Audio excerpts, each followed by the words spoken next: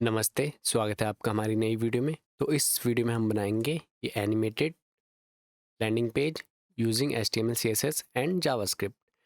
And इसका complete code आपको इस गिटहब रेपो में मिल जाएगा, जिसका लिंक आपको नीचे डिस्क्रिप्शन में मिल जाएगा। एंड हमने 2 इमेजेस यूज़ की हुई हैं। एक हमारा हैमबर्गर मेन्यू है और सेकंड हमारी पगानी कार की इमेज है। तो इसको हमने यूज़ किया हुआ है। इनका लिंक भी आपको नीचे डिस्क्रिप्शन में मिल जाएगा। तो चलिए इसके साथ शुरू करते हैं अपनी वीडियो को।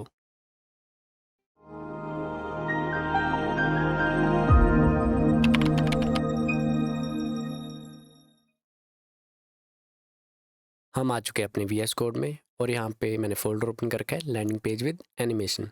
और यहाँ पे हमारे पास इमेजेस फ़ोल्डर है, जिसमें हमारे पास 2 इमेजेस हैं। एक हैमबर्गर मेन्यू है, एक पगानी कार की इमेज है जो कि हम यूज़ करेंगे। तो स्टार्ट करते हैं। फर्स्ट ऑफ ऑल हम बना लेंगे index.html। स्टाइल्स के लिए बना लेंगे styles.css एंड जावास्क्रिप्ट के लिए बना लेंगे script.js। index.html चलेंगे और अपना boilerplate कोड ले आएंगे। टाइटल में कर देंगे कार्ड्स एंड अपने स्टाइल्स को लिंक कर लेंगे styles.css। और इसमें हम यूज़ करेंगे GSAP, तो उसका CDN लेते हैं GSAP CDN लाइब्रेरीज GSAP में चलेंगे। और यहाँ पे हमें चाहिए ट्विन मैक्स, जो कि ये है। तो इसका स्क्रिप्ट टैग कॉपी कर लेंगे और यहाँ पे पेस्ट कर देंगे। और सेकंड वन चाहिए हमें टाइमलाइन मैक्स, तो इसका भी स्क्रिप्ट टैग कॉपी करेंगे और यहाँ पे पेस्ट कर देंगे।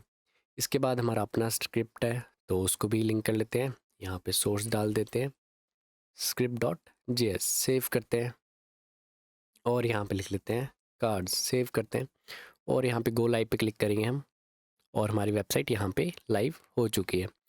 तो ये हमने किया लाइव सर्वर एक्सटेंशन को यूज़ करके, तो आप भी इसे इंस्टॉल कर सकते हैं। तो अब चलते हैं अपने index.html में और स्टार्ट करते हैं यहाँ पे लिखना कोड। तो फर्स्ट ऑफ ऑल हम बना लेंगे यहाँ पे हेडर और हेडर के अंदर नैव के अंदर S3 टैग, जिसको हम आईडी दे देंगे लोगो। एंड इसके अंदर हम लिख देते हैं कार्ड्स, तो हमारा कार्ड्स वहाँ पे आ गया। और इसके बाद हमारा हैमबर्गर मेन्यू है, तो IMG टैग और हमारा हैमबर्गर मेन्यू इमेजेस में menu.png। और इसको हम क्लास देते हैं हैमबर्गर, सेव करते हैं। तो अब हमारा ये हैमबर्गर मेन्यू भी आ गया है। अब नैव के बाद हमें एक सेक्शन बनाना है, सो सेक्शन। अब इस सेक्शन के अंदर एक डिव बनाएंगे जिसको हम क्लास देंगे hero.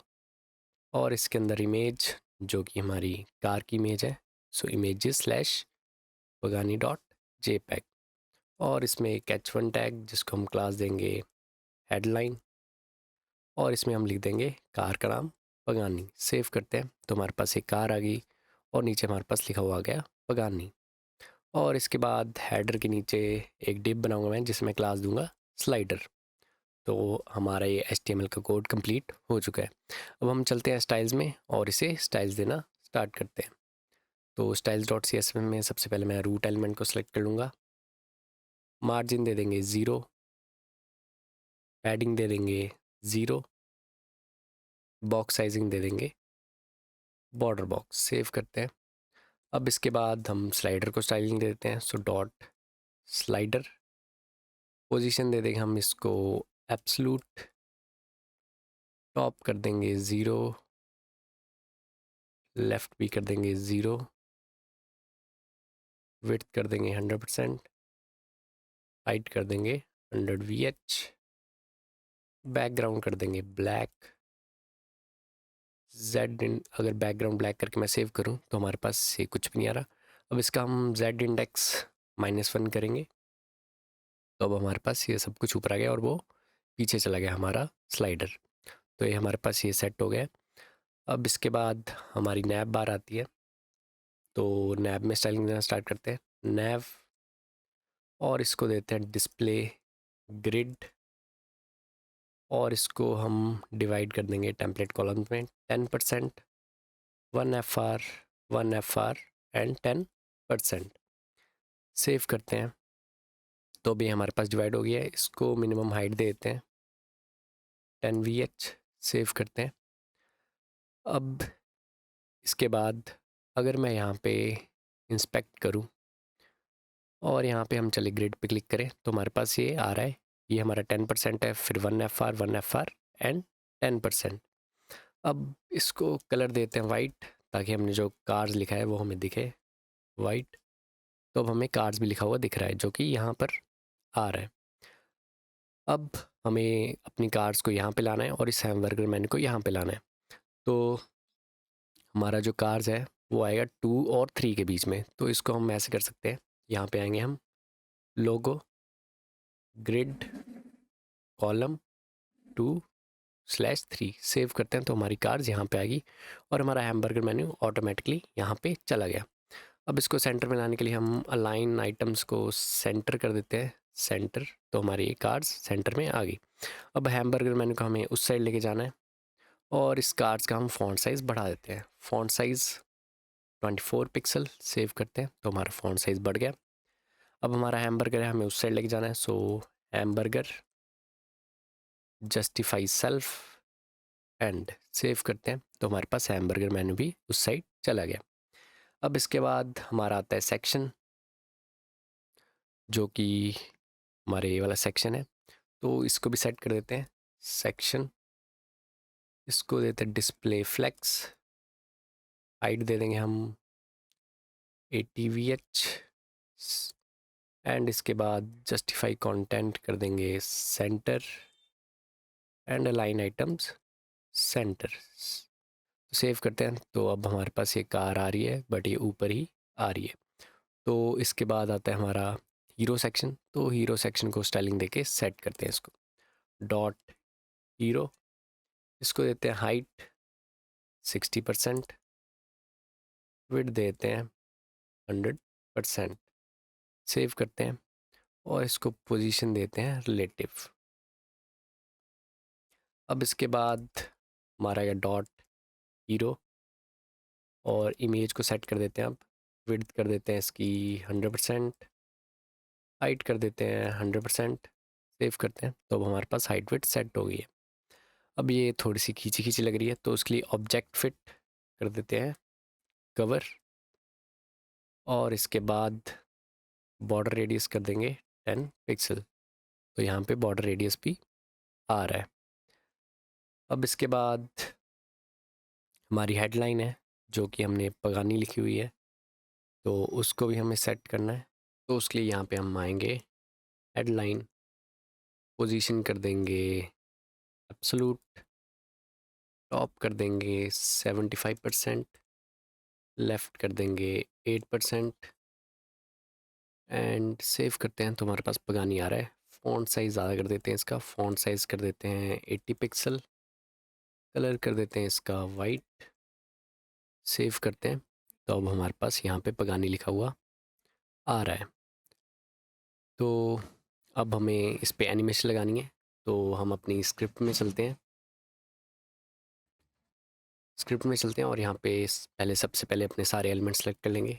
Const hero equal to document dot query selector, यहाँ पे डॉट हीरो। इसके बाद स्लाइडर को भी सिलेक्ट कर लेते हैं, slider equal to document dot query selector और यहाँ पे डॉट स्लाइडर। और इसके बाद हमारा लोगो है, logo equal to document dot query selector और लोगो हमने आईडी दे रखी है, सो हैश लोगो। अब इसके बाद hamburger, hamburger equal to document dot query selector और इसके अंदर हैमबर्गर। अब इसके बाद हेडलाइन रहेगी हमारी, const headline equal to document dot query selector और यहाँ पे डॉट हेडलाइन। अब इसके बाद हमें एनिमेशन लगानी है तो उसके लिए हम यूज़ करेंगे टाइमलाइन मैक्स का। तो उसको हम सेलेक्ट कर लेंगे, const T1 equal to new timeline max. अब इसके बाद हम हीरो सेक्शन को सिलेक्ट करेंगे और इस पर एनिमेशन लगाएंगे। तो उसके लिए हमें क्या करना पड़ेगा, T1 डॉट फ्रॉम टू और यहाँ पे हीरो, हमने अपना सेक्शन सेलेक्ट कर लिया। उसके बाद आता है हमारा टाइम, उसके बाद कहाँ से स्टार्ट होगा तो सबसे पहले इसकी हाइट दे देंगे हम 0%। अब इसके बाद इसकी हाइट बढ़ के हो जाए हमारे पास 80%। तो अगर मैं सेव करूं तो आप यहाँ पे एनिमेशन देख सकते हो कि हमारे पास स्टार्टिंग में हाइट 0 थी और वो बढ़ के हो गई 80%। रिफ्रेश करता हूँ तो आप देख सकते हैं। और अगर मैं यहाँ पे टाइम बढ़ाऊँ 2 सेकेंड तो हमारे पास ये 2 सेकेंड्स में एनिमेट हो रहा है। तो यहाँ पे फ्रॉम टूब के अंदर पहले हमारा सेक्शन आता है, उसके बाद हमारा टाइम होता है, उसके बाद एनिमेशन कहाँ से स्टार्ट होगी और कहाँ पे एंड होगी। तो हमारे पास ये एनिमेशन लग गई है। अब इसके विड्थ पे भी एनिमेशन लगाते हैं। सो एंटर करेंगे और डॉट फ्रॉम टू हीरो और यहाँ पे 1.2 सेकेंड और इसकी विड्थ हो पहले हमारे पास 100% और वो घट के हो जाए हमारे पास 80%। और यहाँ पे भी हम टाइम कर देंगे 1 सेकेंड। सेव करते हैं तो आप देख सकते हैं हमारी विड्थ भी घट रही है। अब इसके बाद हमारे स्लाइडर है, जो हमारा ये ब्लैक बैकग्राउंड है, ये भी हमारे पास स्लाइड हो गया है, यहाँ से राइट साइड से स्लाइड हो गया है ऐसे। तो उसके लिए हम नीचे आ सकते हैं और यहाँ पे डॉट फ्रॉम टू, अब स्लाइडर पे लगानी हमने एनिमेशन तो हम स्लाइडर सेलेक्ट कर लेंगे और ये भी हम 1.2 सेकेंड। अब इसके बाद इसके एक्स एक्सिस को हम कर देंगे -100% और बाद में ये हमारे पास हो जाए 0%। सेव करते हैं तो आप देखेंगे हमारी ये वाली एनिमेशन कंप्लीट हुई, फिर ये हमारे पास ये स्लाइड होके आया। तो अगर मैं फिर से रिफ़्रेश करूं तो आप देख सकते हैं कि मेरी एनिमेशन कंप्लीट हो रही है, फिर यहाँ हमारे पास स्लाइड होके आ रहा है। अब मैं चाहता हूँ कि ये एनिमेशन पहले से ही स्टार्ट हो जाए, जो हमारी स्लाइडर पे एनिमेशन लगी है वो पहले से ही स्टार्ट हो जाए। तो उसके लिए हम यहाँ पे आएंगे और यहाँ पे लगाएंगे -1/2। तो ये हमारे पास 1.2 सेकेंड पहले ही स्टार्ट हो जाएगी। तो आप देख सकते हैं अगर मैं रिफ़्रेश करूं तो अब हमारे पास ये विड्थ घट रही है और ये भी हमारे पास एनिमेट हो रहा है साथ साथ में ही। अगर इसको मैं 2.2 कर दूं तो हमारे पास ये पहले से ही ज़्यादा पहले से ही स्टार्ट हो गया। अगर 2 सेकंड कर दूं तो अब आप देख सकते हैं कि हमारी एनिमेशन पहले से ही स्टार्ट हो रही है। तो 1.2 सबसे बेस्ट है कि जब हमारी विड्थ कम हो रही है तो उसके साथ ही ये एनिमेट हो रहा है। तो अब हमने ये भी सीख लिया कि हम एनिमेशन को पहले कैसे स्टार्ट कर सकते हैं, तो ऐसे स्टार्ट कर सकते हैं। अब मैं चाहता हूँ कि मेरे लोगो पे भी एनिमेशन हो, हैमबर्गर पे भी हो और इस पगानी पे भी हो, तो वो भी लगा देते हैं। Dot from to logo select कर लेते हैं, इस पे लगाते हैं 0.5 सेकेंड्स और इसके बाद इसकी ओपेसिटी पहले हो हमारे पास 0 और एक्स को कर देंगे हम 50 और इसके बाद ये हो जाए हमारे पास ओपेसिटी इसकी 1 और एक्स हो जाए 0 और इसको भी हम पहले ही चला देंगे -=0.5 सेकेंड। सेव करते हैं तो अब आप देखेंगे ये कार्स हमारे पास इस साइड से एनिमेट होके आया। अब हम ऐसे ही हैमबर्गर पे भी लगा देते हैं। तो यहाँ पे आएंगे डॉट फ्रॉम टू हैमबर्गर 0.5 और ओपेसिटी पहले हो हमारे पास 0, एक्स हो हमारे पास 50 एंड इसके बाद ओपेसिटी हो हमारे पास इसकी 1 हो जाए और एक्स को हम कर देंगे 0। इसको भी हम पहले ही चला देंगे तो -=0.5। सेव करते हैं तो अब आप देखेंगे हमारे पास हैमबर्गर भी एनिमेट हो गया है। अब हम पगानी पे भी लगाते हैं ऐसी, जो हमारी हेडलाइन है, तो इसी को कॉपी करते हैं, पेस्ट करते हैं और यहाँ पे कर देते हैं हेडलाइन। सेव करते हैं तो अब आप देखेंगे हमारे पास सब कुछ एनिमेट होके आ रहा है। हमारा हीरो सेक्शन भी एनिमेट हो गया है। इसकी पहले हाइट हमारे पास 0 थी और बढ़ गई और इसकी विड्थ 100% थी और घट के 80 हो गई और हमारे पास एक कार्स और हैमबर्गर मेन्यू भी एनिमेट होके आ रहा है। तो आज हमने ये लैंडिंग पेज बनाना सीखा यूजिंग एनिमेशन। तो हमारे पास ये सारी एनिमेशंस अब लग चुकी हैं और यहाँ पे हमने सीखा टाइमलाइन मैक्स को यूज़ करके इन एनिमेशंस को लगाना। तो हमारी ये वीडियो कंप्लीट हो चुकी है। इसको अब हम फुल स्क्रीन में देखते हैं। तो फुल स्क्रीन में हमारे पास कुछ इस तरह से दिखाई दे रहा है और मैं रिफ़्रेश करूँ तो हमारे पास सारी एनिमेशंस चल रही हैं। इसका कंप्लीट कोड आपको इस गिटहब रेपो में मिल जाएगा, जिसका लिंक आपको नीचे डिस्क्रिप्शन में मिल जाएगा।